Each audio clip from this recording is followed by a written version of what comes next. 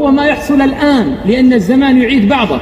يقولون أهل مكة والمدينة وهابية ونواصب، أهل مكة والمدينة يكرهون أهل البيت والأولياء، نفس الطريقة لكن اختلفت المسميات.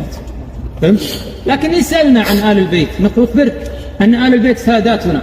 سألنا عن محبتنا للنبي نقول أحب إلينا من أهلينا وأنفسنا وأموالنا، قبل أن تفتري علينا وتجعل بيننا وبين المسلمين حواجز لأجل أن تمرر عليهم عقيدة هي ليست عقيدة سيدنا محمد ولا عقيدة الأئمة الأربعة. نسأل الله السلامة. شيخ تضعون الاسم على القبر؟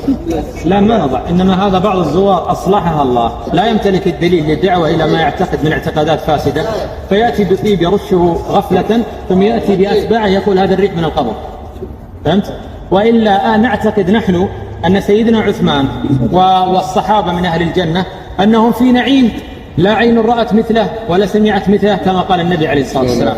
فلا يعقل أن يكون هذا الريح رائحة الجنة، فلا يوجد من الجنة رائحة في الدنيا ولا شكلا ولا غير.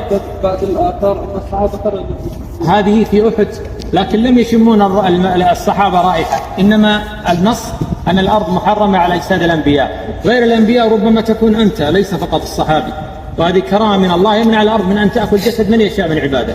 وهذه الحادثة حصلت بعد 40 سنة لما جرى سيل في معركة في موقع مقبرة شهداء أحد، فأخرج بعض أجساد الشهداء، فأبناء الشهداء دفنوهم. مسألة أن قبل 80 سنة و100 سنة هذا من الكذب.